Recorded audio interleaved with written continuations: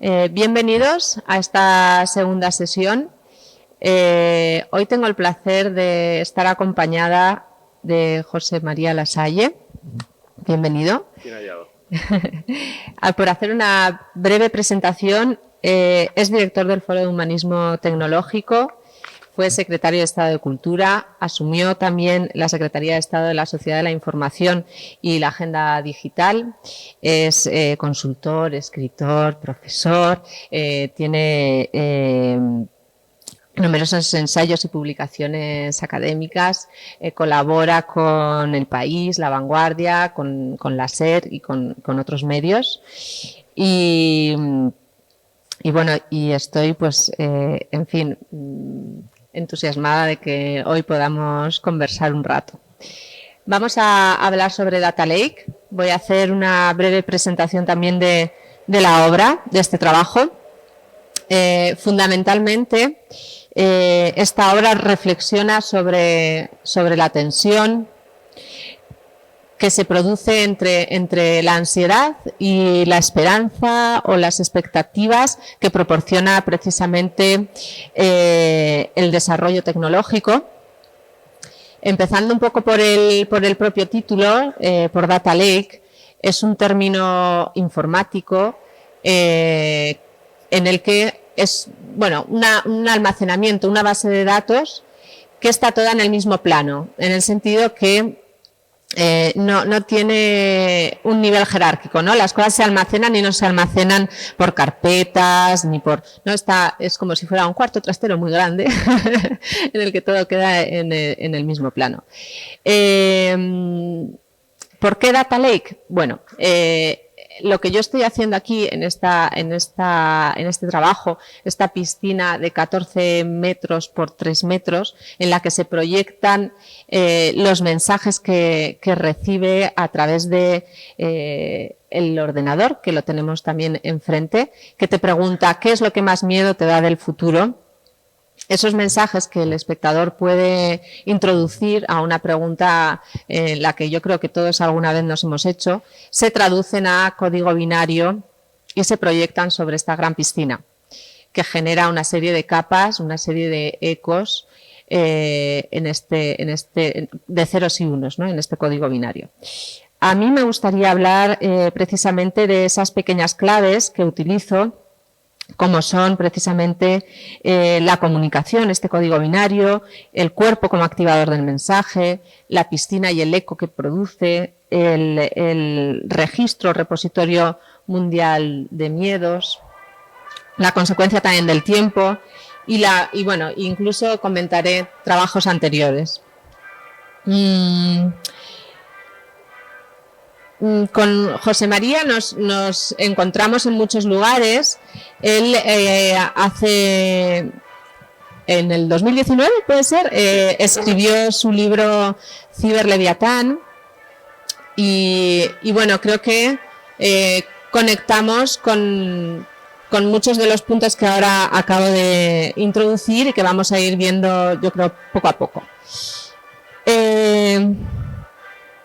Cuando hablo de comunicación y de lenguaje, a mí me interesa precisamente esa parte en la que el espectador introduce en su lenguaje habitual una frase, una palabra, su miedo, y se produce esa transformación, ¿no? Ese momento que al final no deja de ser una convención en la que se transforma ese miedo, que ya es otro miedo en sí mismo, ¿no? Ver cómo tu propio lenguaje se transforma en otro que no es tan habitual para ti. Esta parte me interesa mucho porque al final se trata de eso, ¿no? Del poder de la incapacidad que tenemos de comunicarnos. Luego está, como decía antes, la piscina como contenedor, como reflejo. Esta mañana hacía un repaso de cosas que me han de alguna manera trasladado a la obra y Y Lipovetsky, en La era del vacío, habla de que todas las generaciones tienen tendencia a querer ser reflejadas o representadas por la mitología. Y entonces hablaba precisamente en el año 86 pues de Narciso. Y aquí, pues de alguna manera, asomarte al reflejo, encuentro que hay cierta conexión con el mito de Narciso, que además, volviendo al origen del mito, de la mitología griega, es muy curioso porque está relacionado con la ninfa Eco, que yo esto no lo conocía. Y me ha parecido que, claro, yo siempre estaba diciendo la piscina, ¿no? Ese miedo que es como un eco por las capas que tiene y que proyecta. Y entonces, pues bueno, pues Narciso y Eco, pues es que de repente estaban muy ligados. No sé si lo conocéis, así muy puntualmente, Narciso, que era joven y bello, pero que rechazaba a todas las mujeres. La ninfa Eco había sido castigada a que solamente podía repetir la última palabra de lo que escuchara, ¿no? Entonces están por el bosque, él escucha algo y dice, ¿hay alguien aquí? Y entonces ella dice, aquí.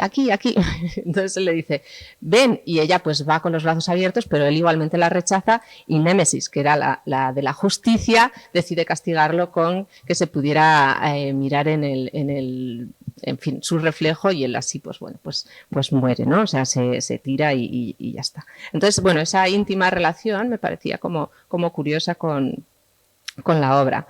Por otro lado, Julia Kagansky, que es productora cultural radicada en Nueva York, que ha escrito el texto también de esta pieza y que forma parte del catálogo, ella me preguntó por qué este repositorio mundial de miedos. Yo digo mundial porque al final, pues bueno, me gustaría que la obra creciera y trasladarla, ¿no?, a un lugar mayor y que pudiera recibir mensajes de todas partes del mundo. De hecho, el otro día, a través de la plataforma, ¿no?, de Instagram, yo decía, bueno, doy la pregunta aquí y los mensajes que me lleguen yo los incorporo a la máquina y al final es lo mismo. Y bueno, pues para mí el miedo es una emoción muy primaria que nos conecta también con una parte nuestra ancestral y que esta pregunta ha estado patente, ¿no? Como decía al principio, creo que cada tiempo tiene sus miedos particulares. Ahora hablamos de ecoansiedad, por ejemplo, ¿no? Pero, bueno, seguirá siendo una pregunta contemporánea porque pasarán los años y podremos seguir preguntando qué es lo que más miedo nos da el futuro. Y al mismo tiempo, ella me decía que, claro, que esta pregunta de qué miedo te da el futuro es casi, ¿cómo decía? Voy a encontrar. Que es algo conservador. Porque, bueno, pues supongo por una cuestión de querer vivir el presente. Pero bueno, aunque sea conservador, yo creo que es algo que al ser humano le inquieta, ¿no? Por naturaleza. ¿Qué más? Sobre la posición también, sobre el cuerpo que hablábamos antes dando la vuelta a la exposición con José María. Me interesaba también esa parte del cuerpo como activador, ¿no? Como que todavía, de hecho en la exposición, como has visto, te va llevando y vas necesitando el cuerpo para moverte, para trasladarte, para sentir, porque eres tú el que activas las propias obras. Y esto me parecía también como interesante. Y ahora le doy paso a él con todo este mogollón de información que le acabo de dar, que la idea era ir tratándola una a una, pero ya está, te la he lanzado toda y ahora la vamos viendo. Pues oye, nada, muchas gracias. Muchas gracias, Gemma, por la invitación, gracias por estar aquí, que me parece que es una experiencia pues muy divertida. A mí la verdad es que me proporciona gran placer poder estar en un entorno expositivo dentro de un ámbito museístico y tener a una artista que está pensando y reflexionando, interactuando con la tecnología en un contexto como el que estamos viviendo, ¿no? A mí me parece pues celebrativo, ¿no? Más allá de la inquietud que efectivamente está detrás de este Data Lake, ¿no? Por ir aterrizando las cuestiones que planteabas, Fíjate, a mí hay una cosa que me parece especialmente interesante en la propuesta que haces con relación al miedo. Yo la he interpretado, cuando he sido interpelado por la pregunta que haces, ¿qué es lo que te produce miedo?, la he interpretado desde la propia percepción que la tecnología me genera a mí como miedo. Y he puesto una palabra, que es sustitución, ¿no? Creo que la tecnología es una creación humana que plantea una tensión inédita en la historia entre el creador y la creación. Y una creación que está desarrollando capacidades para desplazar al ser humano, para complementarlo, pero también para desplazarlo. Y se está planteando por primera vez, a medida que, por ejemplo, la inteligencia artificial avanza, unas capacidades tecnológicas de crear un conocimiento artificial paralelo al conocimiento humano, una creatividad artificial paralela a la creatividad humana, sobre la que todavía no hemos pensado porque no hemos interpretado la tecnología como una alteridad, como un otro con el que interactuar. Es verdad que cada vez son más las experiencias en el mundo del arte que tienden a utilizar la tecnología para provocar diálogos, interpelaciones directas u obras que ya están hechas por la propia tecnología, por inteligencias artificiales, ¿no? El otro día que por razones profesionales tuve que estar en Nueva York, asistí en el MoMA a una primera exposición que es de un autor, Refik Nadol, sobre inteligencia y arte, inteligencia artificial y arte. Y en un gran formato de pantalla generaba de pronto toda una serie de imágenes a partir de las 380.000 piezas que tiene el MoMA y generaba toda una serie de, casi una constelación creativa tecnologizada de esas experiencias en contacto con el ser humano. La inteligencia artificial ya está ahí y por tanto una alteridad que quizá dentro de 30 años plantee una completa autonomía que le permita al ser humano tener que enfrentarse en un diálogo, en una comunicación con la máquina, es algo que hasta el momento no hemos vislumbrado de manera directa, pero está en el umbral de una inquietud que nos acecha, para la que todavía no tenemos claramente respuestas, entre otras respuestas éticas, porque uno de los problemas éticos que le planteará al ser humano una inteligencia artificial con autonomía, será qué statu quo le atribuyes a esa autonomía. Tendrá que ser una autonomía plena y por lo tanto un reconocimiento del otro.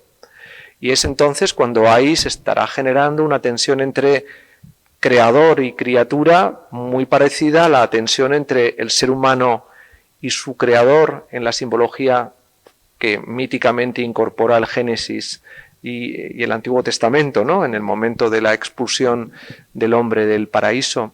Entonces, yo creo que hay toda una serie de más que ecos, ruidos en el horizonte, para los que en estos momentos tan solo hay un silencio, que es el silencio de que no estamos anticipando los escenarios de tensión y probablemente ese miedo, por lo menos el miedo que yo he introducido en el ordenador y que ha registrado, es el miedo de la sustitución. Totalmente. O sea, yo te he de confesar que hace ya tiempo dije, no voy a hacer otra obra con tecnología, porque cada vez que nos reuníamos con Adán, que está aquí y que ha colaborado con el proyecto, yo decía, bueno, lo que más miedo me da ahora mismo es que la pieza no funcione. Ese era mi miedo al futuro inmediato, ¿no?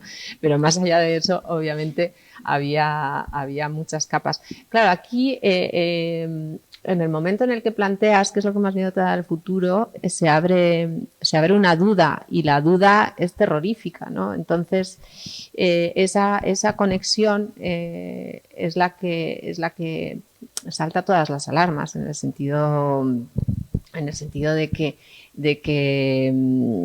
en fin, la profundidad que podemos asumir como mensaje individual, que luego será un mensaje dentro de lo colectivo para hacer esta especie de repositorio en el que al final vamos volviendo un poco al origen, a lo que significa Data Lake, este almacenamiento en el que tú lo explicabas también en el libro, ¿no? O sea, estamos generando una base de datos muy grande con todos los miedos que luego los vamos a clasificar y ¿para qué sirven esos data lakes, ¿no? O sea, para luego generar certezas, dijéramos, ¿no? O sea, ¿tendremos las certezas de los miedos o no las tendremos? O sea, será ¿no? O sea, ¿qué vamos a hacer con esto? Bueno, en este caso es una pieza artística, filosófica, si queremos, pero bueno, igualmente está ahí, ¿no? Y esa parte de sentirte parte de algo, en este caso, ¿no? O sea, de lo individual a lo colectivo, me parece que todavía tiene fuerza, pero es verdad que, como tú dices, bueno, ya veremos qué pasa, ¿no? Cuando seamos sustituidos o no. No, pero fíjate, se trata de un repositorio de información, ¿vale? Es decir, estás almacenando información alrededor de el traslado que hacen los seres humanos que forman en un determinado momento parte voluntaria del proyecto, que aportan una información sobre la experiencia humana del miedo. Hasta el momento hemos ido generando una capa de información sobre la que se ha desarrollado el Big Data o se ha desarrollado las Smart Cities, ¿no? Por así decirlo, por reducirlo de una manera muy simplificada. Hoy en día prácticamente la gestión de toda la información que generamos como seres humanos, todas las interacciones que se transforman en información, ya están siendo gestionadas por máquinas de una manera eficiente. Y la inteligencia artificial opera sobre esa información. El ser humano ya está desbordado en su capacidad para gestionar esa información. El paso siguiente, la capa superior que opera sobre la información, es el conocimiento. Y la inteligencia artificial está empezando a desarrollar, el Big Data fue una primera experiencia, está empezando a desarrollar conocimiento artificial. Un conocimiento artificial que aquilata ese repositorio de información que tú has dejado sobre el inconsciente humano alrededor de lo que provoca a cada persona que teclea en el ordenador qué es la experiencia de miedo para él. Pero ese conocimiento aquí está topado, bloqueado por tu labor como creadora. Sin embargo, imaginémonos una inteligencia artificial como ya hay, que trabajara sobre esa información y por lo tanto compitiera contigo en la creación de un conocimiento que interpreta esa información. ¿Cómo colaborarías tú como creadora con esa inteligencia artificial? El resultado que tú extraerías de aquilatar esa información sería el mismo que la máquina. La máquina tiene un mecanismo en la inteligencia artificial que es el machine learning, que le permitiría ir aprendiendo de ti. Pero probablemente empezaríamos a ver cómo los verticales de crecimiento en el conocimiento probablemente no se acercarían, sino a lo mejor se irían apartando el uno del otro. Y es ahí donde, en mi opinión, el desarrollo de la inteligencia artificial aplicado a ámbitos incluso de la creatividad, en la medida en que vayan acrecentándose sus capacidades, van a ir trasladándonos el riesgo de que el conocimiento también sea hegemonizado por las máquinas. Ya hegemonizan y controlan todo lo que es la gestión de la información. Pero podemos empezar a trasladarles, que es lo que pasa ya en determinados ámbitos profesionales, la gestión del conocimiento. Y tiene una capacidad de aprendizaje muy superior a la nuestra. Ojo, la diferencia con la máquina es que la máquina no tiene inconsciente. Tampoco tiene consciente todavía. Pero si le vamos alimentando a la máquina de las herramientas para que pueda tener inconsciente, puede desarrollar su propio consciente y eso, hacer un clic que le dé una autonomía y una capacidad singular respecto al conocimiento humano. Y ahí es donde yo creo que correríamos un riesgo de sustitución y por eso lo del miedo al que hacíamos antes referencia, ¿no? Bueno, es que yo te escucho y a mí, en fin, se me pone la carne de gallina, me parece espeluznante. Ya leyéndote o releyéndote esta mañana me pasaba exactamente lo mismo, ¿no? Hablas también de infoxicación, me parece también un término como muy interesante, porque es verdad que estamos desbordados, ¿no?, de información a todos los niveles y creo que precisamente ahí el creador o el artista tiene mucho que hacer en el sentido de que en una exposición no solo miramos, sino que también vemos. O sea, es ese momento que nos sirve para poder reflexionar.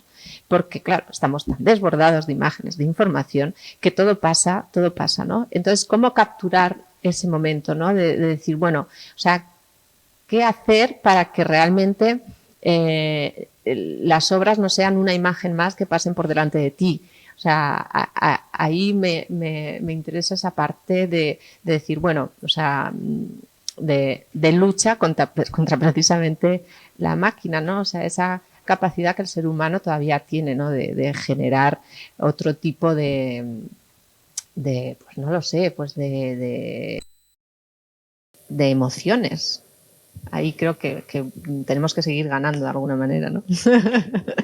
Sí, las emociones forman parte de un repositorio que hasta el momento es eminentemente humano porque no ha tenido un traslado a la máquina, pero la máquina ya conoce perfectamente nuestras emociones. Hay un proyecto que ha desarrollado un español, Rafael Yuste, que es el proyecto BRAIN, que inició su marcha en el año 2008 bajo la administración Obama con la Universidad de Columbia y que ha conseguido cartografiar todo el mapa de las emociones localizadas en el córtex cerebral. De manera que sabemos perfectamente ahora dónde se localiza la felicidad, dónde se localiza el dolor, el placer, la angustia. Y está también datificada la generación neuroquímica asociada a esas experiencias de angustia, dolor, placer, con lo cual hay un conocimiento muy preciso del conjunto de la geografía de las emociones humanas y que además está dando pie a avances en el ámbito de la neurociencia extraordinarios que se están traduciendo en el desarrollo de implantes cerebrales que alteran las ondas electromagnéticas y afectan a la composición neuroquímica del cerebro y que alteran las experiencias de angustia o las experiencias, por ejemplo, de la esquizofrenia, del Alzheimer, y que las bloquean. Y es verdad que son experiencias que se están haciendo bajo una supervisión de comités éticos y en un entorno estrictamente sanitario y con un objetivo de trabajo en el ámbito de la investigación del mundo de la salud, pero que te ponen de manifiesto que todo lo que se abre y se descodifica se convierte en un territorio que puede ser colonizado, habitado por otros muchos que no son precisamente los médicos y los que se dedican a fines propios del cuidado, ¿no?, y del mundo de la salud.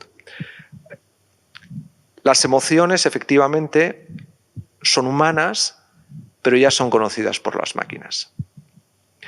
Y ya hay una hibridación y un trabajo entre la máquina que interactúa con el cerebro a través de implantes o a través de metaverso con la diadema, que es también una forma de implante externo que permite estar estableciendo un diálogo con la actividad cerebral y registrándola. ¿Dónde creo que hay un territorio que, por ejemplo, lo que tú haces como creadora o lo que hace esta institución como contenedor cultural son espacios que tienen por delante, según creo, un gran recorrido? en las capacidades críticas. Es decir, la inteligencia artificial no está diseñada para pensar críticamente. Su modelo es un modelo de eficiencia en la explotación de la información y en la traducción en conocimiento. Es un conocimiento utilitario, no es un conocimiento crítico. Yo creo que en la capacidad de gestión de la complejidad de la información y de todas las consecuencias que están vinculadas a ello, el ser humano tiene, a través del arte, a través de la cultura, a través de la filosofía, una potencialidad crítica que puede colaborar con la máquina y enriquecerse mucho más de lo que hasta el momento ha venido experimentando. Y eso yo creo que es un territorio que hay que explorar. Y es una línea de políticas, es una línea de trabajo, es una línea de creación, de escritura, de reflexión que debemos trabajar, porque creo que es una oportunidad para neutralizar también el miedo que comentábamos a la máquina. Hace unos años, de hecho, la primera obra que yo hice con tecnología, en el año 2015, se llamaba Recogida de firmas, y en ella era pues una... tú te enfrentabas como si tuvieras un papel, que en el fondo era un tejido absorbente. Tú podías firmar, o sea, hacías referencia a esas recogidas de firmas que se supone que sirven para conseguir algo, ¿no? O sea, vamos a hacer una recogida de firmas con un fin. Bueno, pues tú firmabas en una pantallita digital y tu firma se convertía en tinta china. Desde arriba caía la tinta y claro, esa pequeña tinta se sumaba a las otras tintas y la mancha negra se hacía más grande. Había también una relación con este trabajo, ¿no? Y también con el cuerpo, ¿no? Con la posición de donde se posiciona la persona, en el que también iba de lo individual a lo colectivo. Y ahí lo que pasa es que había un pozo un poco dramático, porque en el fondo la mancha negra se hacía grande, con lo cual, pues en fin, cada uno saca sus conclusiones, ¿no? Pero es verdad que me conectaba con esta pieza sin tener nada que ver. Pero bueno, por también hablar de esa parte de pensamiento crítico que para mí es fundamental, ¿no? O sea, me parece clave. Porque si no, pues, en fin, ¿no? ¿Qué nos queda? O sea, además, después de lo que acabas de exponer, ya es como... Bueno, quiero decir que qué nos queda o qué se nos va a dar. Sí, de verdad, sí. Yo creo que hace falta proyectar un análisis que tensione. Yo creo que al final esa es la reflexión que hay que proyectar en términos críticos sobre lo que está suponiendo la transformación digital de la especie humana y de nuestras sociedades, ¿no? Hay que proyectar tensión para no convertir el espacio de la digitalización en un espacio que nos neutralice. Se invoca siempre la neutralidad como una manera de garantizar una lógica de apertura en la relación con la tecnología y el acceso a la misma, pero cuidado porque podemos acabar neutralizando al ser humano en el sentido de quitándole la capacidad de criticar y de cuestionar los poderes que la propia tecnología está liberando, ¿no? Hoy hemos sabido, por ejemplo, que la administración norteamericana ha activado por fin, después de la administración de justicia, ha activado por fin la aplicación de la legislación antitrust después de 2 años de instrucción, cosa increíble en el mundo jurídico norteamericano, sobre Google, su algoritmo y su posicionamiento hegemónico en los servicios de comunicación que tiene en Estados Unidos. Es un cambio muy importante. Wow. Pero han tardado 2 años. Bueno, esos poderes que se están generando alrededor de la tecnología pueden ser evidentemente limitados si en un determinado momento se tensionan con un reforzamiento crítico de la capacidad humana para analizarlos. Y durante mucho tiempo la tecnología ha tenido alrededor un silenciamiento tecno-optimista que ha considerado que todo lo que nos podía proporcionar era maravilloso.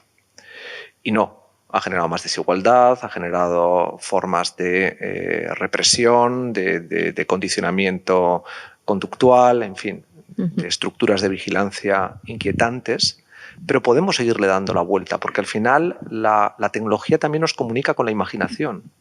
Ortega identificaba precisamente la capacidad técnica del ser humano como una capacidad imaginativa. Era esa imaginación que se hacía práctica para liberar a la piel del contacto directo con la naturaleza. Una piel humana que no estaba capacitada para sobrevivir en un contexto de una naturaleza hostil hacia ella, ¿no? Y gracias a la inteligencia y a una inteligencia aplicada en forma técnica hemos sido capaces de llegar hasta aquí. Bueno, pues tenemos que seguir escalando ese proceso, pero de una manera positiva, ¿no? Y yo creo que el posicionamiento crítico que el arte, la creación, la cultura, la filosofía pueden proyectar sobre el poder tecnológico puede hacer más humano en el sentido positivo del término. Y sobre todo que nos debe hacer ir pensando los escenarios futuros. A mí me obsesiona mucho el de la alteridad. Creo que vamos a asomarnos a la verdadera alteridad, porque hasta el momento hemos tenido una alteridad difusa, confusa, que se supone que está registrada en todos estos códigos normativos que son las religiones, Dios, pero que está ahí, que no acabamos nunca de aprenderlo y que muchos cuestionamos que esté ahí, pero bueno, forma parte de toda una dinámica de interpretación del ser humano en su relación con el mundo, pero la otredad ha sido un otro con el que podíamos empatizar. Y eso explicaba el odio, el amor, la enemistad, la amistad, en fin. Pero ¿qué pasará cuando nos encontremos con una criatura que no somos nosotros, que no tiene nuestro repositorio de emociones, con la que no podemos empatizar, pero que es un eco del narciso que ha sido capaz de desarrollar una técnica que en la imitación de lo humano ha acabado creando algo que se parece a lo humano pero que no es lo humano? Sí, porque en el fondo, claro, cuando Lipovetsky hablaba de Narciso, hablaba precisamente sobre todo de individualismo, ¿no? De dónde estábamos ubicados en aquel momento y ahora, pues, en fin, ¿cuál sería, si ahora volviera a escribir Lipovetsky en este momento, con qué mito, ¿no? Y ahí vuelvo a Ciberleviatán, que en el fondo ese Leviatán es también, bueno, podríamos incluso ubicarlo, ¿no? En ese lugar. A mí me gustaría también, está por aquí Adán, el otro día como colaborador, no sé si te quieres acercar, si te paso el micro. El otro día pusimos aquí una silla, ¿te traes la silla? Sí, claro.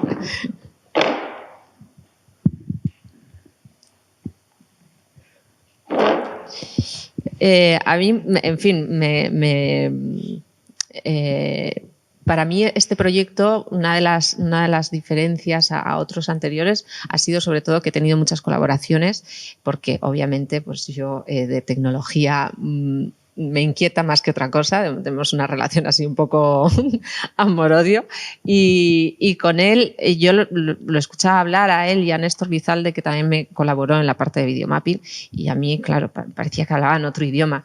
Y como es una mente absolutamente increíble, dice que no, pero sí, me apetecía un poco al menos invitarte en este momento a que contaras qué ha supuesto también para ti, ¿no? Realizar este proyecto y, en fin.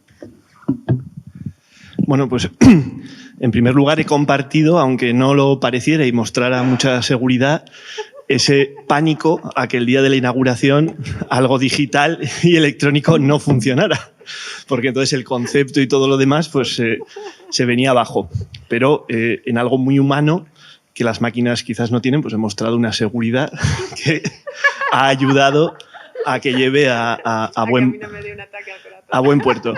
Y esas inteligencias artificiales de las que habéis hablado, me interesa mucho, que intentan simular al hombre, al final son redes generativas, es un discriminador y un generador que entre sí se enfrentan y se crea una inteligencia que no somos capaces de diferenciar de un humano, ¿no? O que intenta que no diferenciemos de un humano.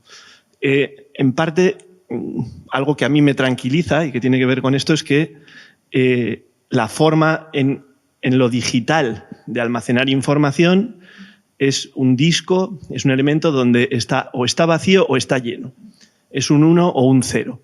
Y a partir de ahí soy capaz de construir números, somos capaces de construir letras. Las letras que aquí escribimos, lo que ha hecho este programa es traducirlas a conjuntos de unos y ceros, y la complejidad de eso llevada al extremo no es otra cosa que esa inteligencia que nos parece un humano. Pero quiero creer que detrás del humano y de su cerebro, al menos para empezar, no solo son unos y ceros, sino que son neuronas, son redes, y es una complejidad mucho mayor. Con lo cual, me quedo tranquilo en que esa sustitución no nos va a hacer otra cosa que ayudarnos a seguir mejorando, ¿no? Y sin más, yo, la verdad, que no había participado en una obra artística, pero lo he disfrutado mucho. O sea que gracias, Gemma. ¿Ves? Es que Adán me daba todo el rato me da tranquilidad. Hasta hoy me da tranquilidad. Muchas gracias. A mí me gustaría también abrir al público si hubiera alguna pregunta o alguna intervención. En fin, igual que el otro día, que esto sea también, ¿no? Un poco más abierto.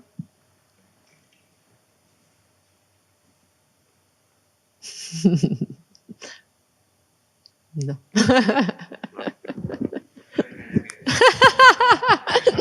No me creía que no fuera a intervenir. Venimos de tener una actividad con Fernando Simón, que era como el representante de la civilización y la globalización, frente al COVID-19, y hemos hablado de verdad, de democracia, pero también de miedo y incertidumbre, etc. Yo quería lanzaros a los dos una idea que, bueno, de alguna forma introducía Lasalle en esa idea de sustitución, pero proactiva, de colaboración, ¿no? De sinergia. Ahí ya que maneja este concepto de profesional centrado, de que tenemos que alumbrar ya. Yo me dedico mucho al tema de diseño de futuro, del gobierno, y con algunos estamos reflexionando sobre esta idea de profesional centrado, ¿no? Mitad tecnología, mitad humano, ¿no? Y que es capaz de domar, ¿no? Hablamos un poco de domador de algoritmos, ¿no? Y de que la educación, la cosa no va a ir tanto de saber responder las preguntas, sino de saber hacer preguntas, ¿no? Porque una vez tienes a una inteligencia artificial de tu lado, el que va a sacar ventaja competitiva es el que sabe preguntar, ¿vale? Me gustaría que reflexionaras sobre esta idea, ¿no? del profesional centrado, porque creo que creo que una vez más el arte contemporáneo se puede reivindicar como un espacio de pruebas, de experimentación adelantado, que prefigura el futuro y que nos da pistas de poder ir las cosas, ¿no? Porque está Death Lake, o bueno, en fin, trabajos no solo de tema de otros artistas que están interpelando, que están interactuando y que están combinando creación artística humana con tecnología. Bueno, en fin, hay toda una tradición de arte y entornos digitales. ¿Cómo lo veis que dé el salto a otras esferas, ¿no? Yo, por ejemplo, trabajo en la administración pública, es una cosa más prosaica que la del arte, pero que también tiene su aspecto. Eso, pues, ahí os dejo, profesionales centauros. ¿Lo compráis? ¿Cuándo lo compráis? Bueno, sí, vamos a ver. La complementariedad entre el ser humano y la máquina es la única vía de relación posible y que se basa en la colaboración, donde además empoderas al ser humano de lo que yo entiendo que debe ser el futuro desde un punto de vista teórico, y lo que habilita al ser humano con capacidades para pilotar y gestionar toda la maquinaria y la estructura de complejidad que está desarrollando alrededor de la tecnología y que está incrementando las capacidades de acción del ser humano, de las sociedades, hasta niveles exponencialmente inéditos en la historia de la humanidad, ¿no? Y esa complementariedad nace del empoderamiento crítico que tú tengas sobre la relación con la máquina. Tú no vas a poder competir en capacidades de acumulación de conocimiento con la máquina. Pero sí, y me parece interesante lo que planteaba sobre la propuesta de las preguntas, porque se conecta con una reflexión que yo hago alrededor de las capacidades críticas del ser humano, en recuperar la visión socrática de la filosofía. Es decir, al final el pensamiento socrático es un pensamiento sofista que lo que hace es articular el conocimiento sobre la base de las preguntas. Es decir, el diálogo es una pregunta, no es una afirmación. Y por lo tanto, en la medida en que se articulan preguntas, generas un sujeto consciente que funciona sobre la afirmación que responde la pregunta a través de la conciencia. La máquina no va a tener conciencia. No sabemos si la autonomía que sea capaz de desarrollar el clic que en un determinado momento dé lugar a su singularidad, no va a tener la conciencia. No va a tener, o a lo mejor sí, pero probablemente no, la carga trágica que acompaña a la decisión y que nace del empoderamiento crítico con el que uno juzga lo que está afirmado en su conciencia. En esa conciencia crítica que nace con el pensamiento socrático. Un Sócrates que, acusado de corrupción y condenado a muerte, anticipa su pena suicidándose, comprendiendo que no puede enfrentarse a la ley, pero comprendiendo que la ejemplaridad ética del filósofo, consciente de su responsabilidad, es darse muerte a sí mismo. Reflejando toda la carga ética de una conciencia que es crítica con la ley y la está cuestionando, pero al mismo tiempo con él mismo, pero sosteniendo su dignidad en darse muerte así. Claro, esto creo que no lo va a poder hacer una máquina. La capacidad para generar ambiguaciones, para desarrollar un pensamiento complejo, requiere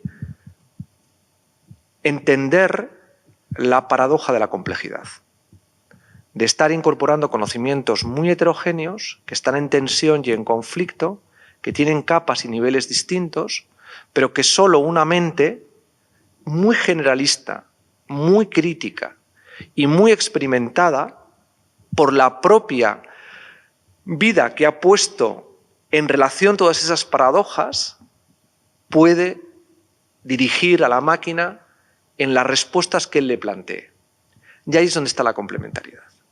Es lo que yo estoy pensando como definición, que es la sabiduría digital. Es decir, una sabiduría que debe estar en manos estrictamente del ser humano y que debemos reservarnos como especie. Yo no creo que haya que ceder esto. Hay que ceder eficientemente el conocimiento, hay que establecer sesgos, límites éticos para que la máquina en su machine learning reconduzca una parte muy importante de toda su capacidad de generación de conocimiento y de ayuda a generar conocimiento a nosotros, pero tiene que haber una sabiduría cenital que esté en manos exclusivas del ser humano, de la especie.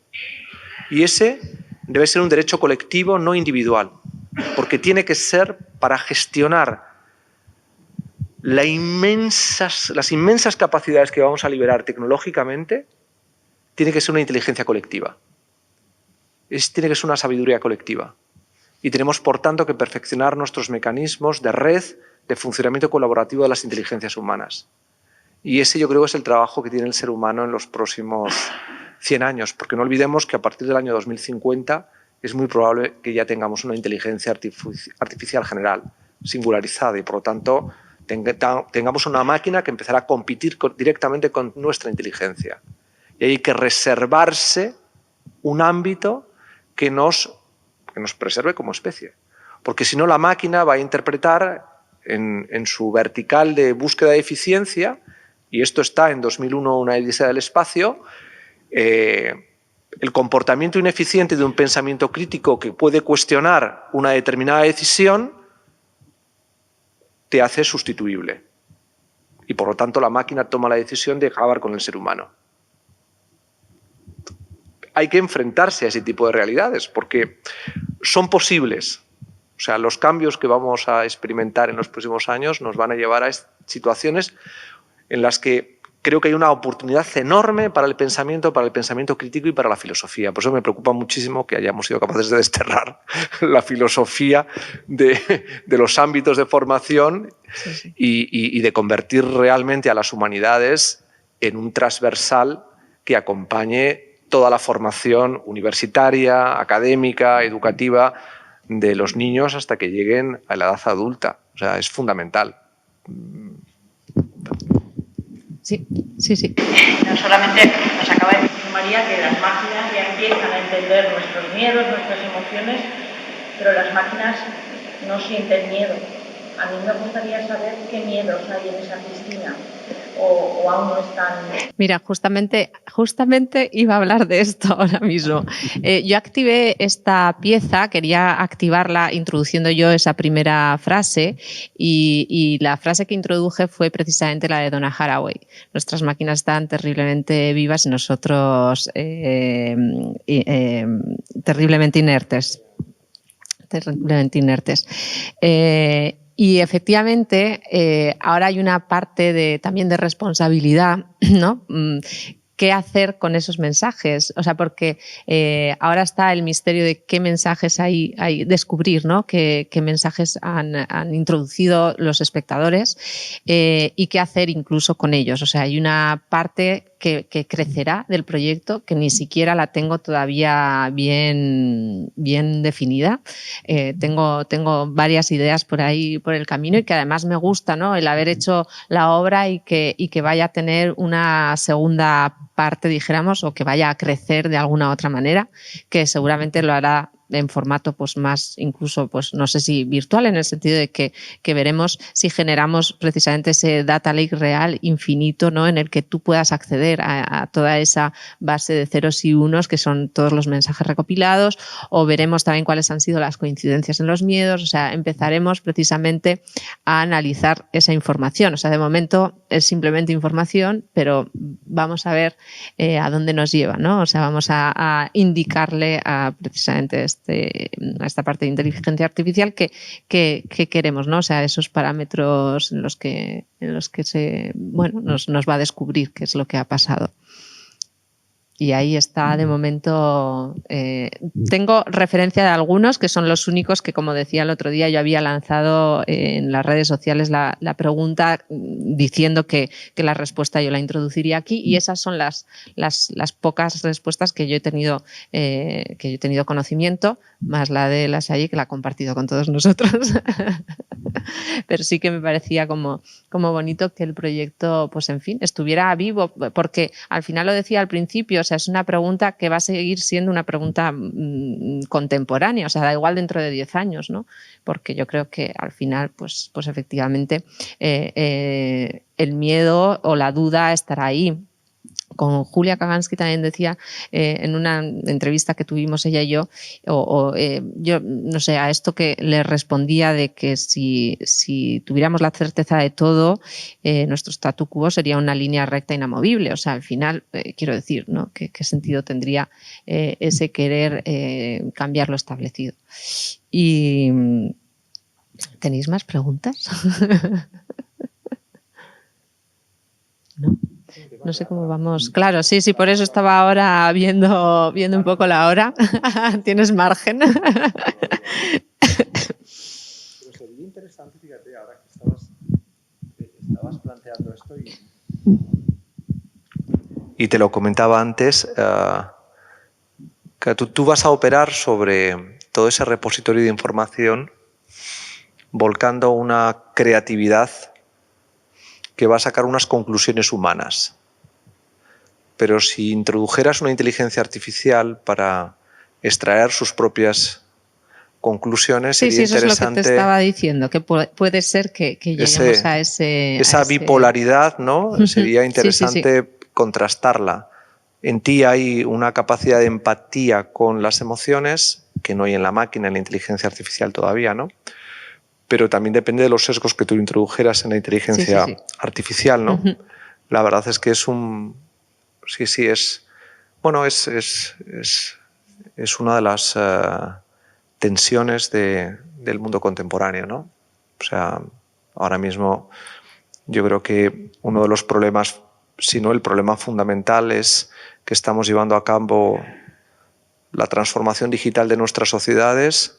Todos sabemos que la tecnología está haciendo posible el incremento de la productividad y la competitividad de todo lo que nace de nuestras sociedades tecnologizadas y que solo se puede progresar en la administración, en una empresa, en los bienes y servicios que se colocan digitalmente en competencia sobre la base de potenciar la innovación vinculada a la transformación digital, pero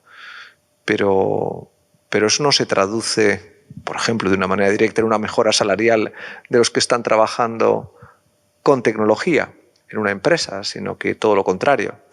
Es decir, hay toda una serie de tensiones, de unos umbrales de tensión que pueden ir a más, que pueden generar mucho más ruido de lo que ya están generando, que están muy vinculados a los miedos que tiene el ser humano con relación a la tecnología, ¿no? Ya se vivió en la Revolución Industrial cuando la máquina empezó a actuar, se vio con todo lo que fue la Revolución Ludita, pero los luditas no protestaban porque las máquinas les quitaran trabajo, sino porque no les daban mejor salario. Y esa tensión yo creo que es un factor que hay que tener muy en cuenta para comprender algunos de los miedos que proyecta la transformación digital de nuestro mundo, ¿no? O el hecho de la accesibilidad de los dispositivos tecnológicos a la adolescencia está transformando el aula y el patio de los colegios y de los institutos en una jungla donde las redes se convierten en un factor que está haciendo incrementar el deterioro de la salud mental de nuestros adolescentes. Es decir, hay toda una serie de elementos y eso la gente lo va percibiendo como un miedo, ¿no? que es un repositorio de tensiones, de incertidumbres para las que los valores de nuestro tiempo no tienen respuesta. Que ese es otro de los temas que a mí cada vez me interesan más, ¿no? Cómo hay un déficit en la capacidad valorativa del ser humano para gestionar moral y éticamente. Muchas veces hablamos de la necesidad de introducir elementos éticos en la gestión de la tecnología, en los algoritmos. Hacemos todo un esfuerzo en desarrollar una estructura ética alrededor de la transformación digital, pero ojo, es que los valores sobre los que se sustenta la ética están triturados por la tecnología. Están triturados, están erosionados. Vivimos las ruinas de la estructura ética que ha sustentado a nuestra humanidad. Y claro, tenemos frente a eso un poder neutro, con una capacidad de neutralización de cualquier referente crítico, como decía antes, como es la tecnología, que nos puede abocar evidentemente a escenarios muy distópicos, ¿no? Pero bueno, en fin, el riesgo del nihilismo también es algo que debe estar ahí. Pero no un nihilismo como un agotamiento de los valores, que era lo que pensaba Nietzsche, sino como indiferencia, que es la indiferencia, curiosamente, de la máquina. Pero bueno, en fin. Bueno, yo simplemente resaltar eso, no estamos todo el rato hablando de la tensión. Volviendo al inicio, cuando he empezado, yo hablaba precisamente de que el foco lo ponía ahí, en esa tensión que se genera entre la ansiedad y la esperanza que produce, ¿no? Toda la producción tecnológica. Y no sé, pues quizá si no hay más preguntas terminamos ya. Mira, al fondo. Una pregunta muy simple. ¿Los niños en qué edad deberían de tener acceso a los móviles? Porque yo los veo que son muy chiquititos y ya están manejando los móviles. No sé si esto es beneficioso o va en contra de ellos? Wow. En mi opinión es absolutamente perjudicial. Mis hijas tienen 9 años y tienen absolutamente prohibido el uso de la tecnología si no es acompañado por su padre y muy puntualmente. Utilizan el iPad cuando muy puntualmente les toca utilizarlo, pero no tienen ningún tipo de... Además se lo he explicado con absoluta nitidez. O sea, lo tienen bastante interiorizado. Y por ahora me secundan y no me cuestionan lo que les he trasladado. Pero se lo he explicado de una manera que yo creo que deberíamos hacerlo todos. Es decir, cuando tú tienes un niño de 8 años, 9 años, 10, 7, no le dejas que vaya por la calle solo. Si tiene que desplazarse de un sitio a otro, va acompañado por un adulto, por los padres, por alguien de su confianza. En un dispositivo tecnológico hay un mundo paralelo que para aventurarte en él tienes que ir de la mano de un adulto, porque está prácticamente todo lo que puede pasar en el mundo analógico. Todo lo que puede pasar en el mundo analógico, con sus consecuencias morales, con los daños físicos, emocionales, te puede pasar en el mundo digital. También todas las oportunidades de celebración, de disfrute, es un mundo alternativo, es un mundo virtual, es un mundo paralelo. Y de igual manera que tú no le dejas a tu hijo aventurarse por el mundo tranquilamente, no tienes que permitirle aventurarse por la tecnología. Eso sí, sí hay que ir acostumbrándoles al conocimiento del poder que tiene la tecnología. Es decir, hay que explicarles lo que es la tecnología, no convertirlo en un tabú, porque el mundo tampoco puede ser un tabú, pero hay que ir dándole las herramientas críticas para poder asomarse a eso. Darle un teléfono a un niño, como muchas veces lo ves, para que sencillamente no te dé la tabarra mientras estás comiendo con unos amigos en un restaurante, pues es tremendo. Es espantoso y es realmente...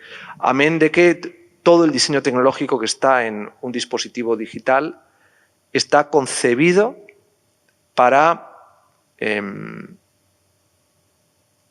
tener una instantaneidad en la interacción con él que rompe las capacidades cognitivas tradicionales de análisis, reflexión, pensamiento. Está diseñado para una interacción inmediata y además en un entorno gamificado que propicia el juego en el sentido de que además es inconsciente y por lo tanto opera de una manera directa, sin reflexión. Y eso evidentemente reduce la capacidad de atención, reduce la capacidad de concentración, bueno, sumerge en una idiocia anticipada. De verdad, es así. Por eso, vamos, y luego además hay algo muy... Es que aprenden todos los... O sea, ya los niños... El teléfono es la expresión del poder, como para nosotros cuando éramos más jóvenes ver a un adulto fumar, lo que querías era fumar. Bueno, lo que un niño quiere es tener el teléfono, porque es el poder de los adultos. Es lo que encarna el icono, es el poder. Y está en los padres y el acceso. Y entonces hay que desmitificarlo, pero al mismo tiempo hay que poner en evidencia todo lo que representa, porque ellos te están observando cuando estás en contacto con el teléfono móvil. Por eso yo también soy de los que cree que el comportamiento que proyectamos en nuestra relación con la tecnología cuando estamos con las personas que queremos y no somos capaces de perimetrar y distanciar y generar... No, ahora no toca utilizar el teléfono porque estamos comiendo, ahora no toca utilizar el teléfono porque estamos hablando, en fin, todas estas cosas forma parte de una educación sentimental absolutamente imprescindible para no convertirte en un producto de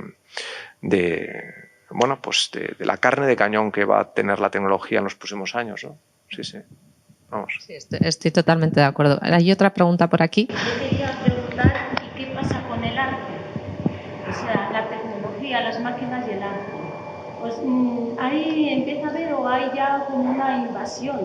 Yo, por ejemplo, que pinto, muchas veces cuando no sé interpretar algo, no sé cómo quiero hacerlo, le pongo filtros. Y es que es tan sencillo como cualquier editor te lo hace más o menos, te simplifica los colores, te simplifica todo y luego tú haces tu obra. Y yo digo, ¿es mía? ¿No es mía? ¿Es esto?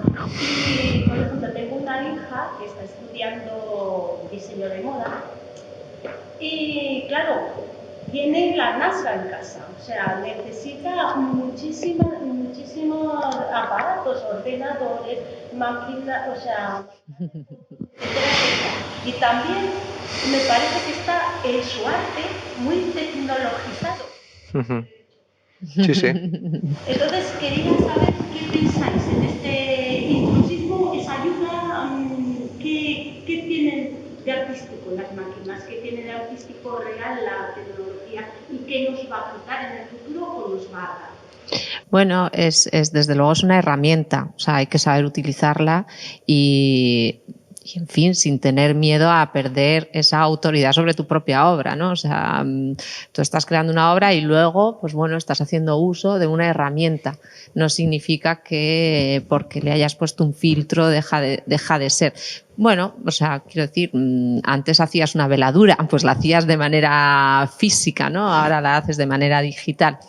No hay que tener miedo frente a eso, ¿no? O sea, como decía, yo creo la Salle, o sea, tenemos que ser nosotros mismos los que tomemos decisiones y de alguna forma, en fin, tengamos el control sobre la tecnología. Si es al revés, ya empezamos a tener más problemas y es a donde pues no me gustaría llegar, ¿no? Pero en ese aspecto, bueno, y claro, ahora hablas, yo doy clase en la Escuela de Diseño de Moda y efectivamente, pues todas las herramientas son buenas, y vuelvo a decir herramienta porque no deja de ser pues ese elemento que te ayuda a construir. Ahora están haciendo diseño en 3D. Con lo cual, pero es positivo, o sea, ahí sí que es positivo, ¿no? Creo que somos capaces de hacer otro tipo de cosas que antes eran, vamos, no se podían plantear. Y, en fin, a mí por ahí me parece interesante. Totalmente de acuerdo. Es decir, lo que pasa es que ya hay inteligencias artificiales que son creadores. Ya no es que tú estés trabajando con la tecnología y te ayude como un profesional centauro, en este caso un artista centauro, a trabajar con la tecnología que viene en tu ayuda para ir desarrollando modelos de experiencia creativa que interioricen o hibriden la tecnología en el trabajo que tú estás haciendo, ¿no? Sino que es que hay inteligencias artificiales que ya hacen ese trabajo. Es decir, que trabajan como creadores, ¿no? Está la famosa inteligencia artificial DALL-E, ¿no? que lleva ya un tiempo desarrollándose, pero acaba de salir otra, Midjourney, que le ha permitido a Jason Allen ganar un premio en Colorado, en la Feria de Colorado, en el Sonar de Colorado, por así decirlo, con una obra sobre artes digitales, y es una inteligencia artificial. Ya ha habido muchos proyectos de inteligencia artificial colectiva que han trabajado Obvious Art o AIDA, que es un humanoide, una máquina que hace obras y que incluso se están pagando carísimamente en muchas galerías, comprando carísimamente en muchas galerías norteamericanas, ¿no? O sea, está desarrollándose una tecnología que genera inteligencias artificiales que crean. Yo el viernes me tengo que ir a Sevilla, a la Universidad de Sevilla, porque me han invitado a dar un seminario sobre, precisamente sobre inteligencia artificial y creatividad artificial y el papel de la libertad creativa en el desarrollo de nuevos patrones de aproximación estética al arte, ¿no? Y arranco con una reflexión que me parece y es que estamos en un momento en el que, de igual manera que la perspectiva en el Renacimiento era una técnica que permitió, a través de una superficie bidimensional, generar un efecto tridimensional, ¿no? Lo que fue la caja pictórica del Renacimiento, y por tanto la tridimensionalidad que cambió la mirada del ser humano, rompió con la frontalidad medieval y de pronto construyó la capacidad para penetrar visualmente la realidad y generar una mirada distinta que afectó a la filosofía, afectó a la literatura, afectó a la poesía, hasta que llegó de pronto una nueva confrontación con la realidad que marcó la contemporaneidad, que fue la abstracción y fue el cubismo, ¿no? Y eso ha ido marcando nuestra mirada y nuestras capacidades creativas durante siglos, y fue solo una técnica. Imaginémonos lo que representa la incorporación de metaverso, y es que en vez de estar trabajando con la pantalla y por lo tanto en vez de estar en la frontalidad bidimensional de un cuadro que te permitía visualizar una tridimensionalidad, entrarás dentro como creador. Es decir, la imagen de las meninas, que es una anticipación, que es lo que planteo y es el punto de arranque de la exposición que hago en la Universidad de Sevilla, es una anticipación del metaverso. Cuando tú estás delante de las meninas, a mí me ha pasado desde que fui niño y lo vi por primera vez, a mí lo que me apetecía era entrar dentro. Y no solamente entrar dentro, cruzar la estancia e ir directamente a la puerta que se ve al fondo, para ver qué había detrás de esa puerta y empezar a moverme por el Alcázar de Madrid, donde estaban los Austrias. Y de paso mirar hacia atrás y encontrarme a los reyes que estaban siendo pintados por Velázquez, pero a los observadores como yo que estaban detrás de esa falsa pared que nos separa del cuadro, y donde está el observador, pero están los reyes que están reflejados en el cuadro. Esa complejidad visual, de pronto, una experiencia como metaverso, nos puede permitir revolucionar la mirada humana. Y lo puede hacer una inteligencia artificial. Y lo que tenemos que tener es capacidades críticas, insisto, para poder explotar eso celebrativamente, no atemorizados por lo que puede venir ahí. Y eso requiere algo que es fundamental, una nueva propuesta educativa para el ser humano. O sea, no podemos tener la propuesta educativa que en estos momentos acompaña a la formación de nuestros hijos cuando se van a asomar a experiencias de una radicalidad que son absolutamente abrumadoras. Porque tenemos que acostumbrarles, lo hablaba antes con Gemma, a la dislocación, a que funcionemos mentalmente dislocados de nuestro cuerpo. Algo para lo que no estamos diseñados ni preparados como mamíferos. Y ese es un reto fascinante que no tenemos por qué renunciar a él. Pero tenemos que prepararnos para ese viaje. Es como cuando los griegos de pronto decidieron emprender el conocimiento del Mediterráneo desde sus polei en Grecia y se lanzaron a intentar cartografiar lo que era algo inmenso. Oye, lo hicieron. Y tuvieron que aprender a navegar y a diseñar barcos y cambiaron su mentalidad. Pues es que hay que educarnos para ese salto, para ese viaje. Y desgraciadamente nuestro sistema educativo, nuestra propuesta educativa, nuestro modelo de sociedad no está siendo capaz de pensar en esos escenarios, pensar el escenario de la alteridad artificial con todo lo que representa, de ir diseñando modelos que te permitan críticamente gestionar la inmensa complejidad que estás provocando por un mundo en el que en estos momentos ya los datos que generan los seres humanos tienen infinitamente menos valor que los que están generando las máquinas. O sea, la infoesfera se alimenta ya en 2/3 partes de datos maquínicos, no de datos humanos.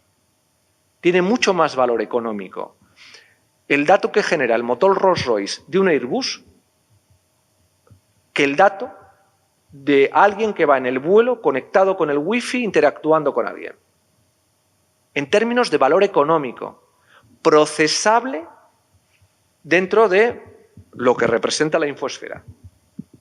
Bueno, es que el ser humano está valiendo cada vez menos en su aportación, pero tenemos que prepararnos para que valga más. Y eso es lo que tenemos que ser capaces de activar. Y eso es lo que requiere revisitar completamente la agenda de la política, la agenda de la sociedad, las prioridades, incluso las mentalidades en los conflictos y en las tensiones políticas que proyectamos. Yo a veces cuando he hecho un vistazo a todo esto y veo las polémicas en las que estamos instalados, de verdad es que me horroriza. O sea, pienso, las cosas que están pasando y estamos atrapados en estos debates que son como no sé, del neolítico. O sea, tenemos que pensar lo que es ser una sociedad tecnologizada y estamos todavía, en fin, en debates sobre una moral que nos retrotrae al siglo XIII. ¿Pero esto qué es? O sea, ¿dónde estamos? Bueno, en fin. La inteligencia artificial ya es creación también. Y por tanto, no solamente es complemento, sino que es creación. Y a mí me parece fantástico.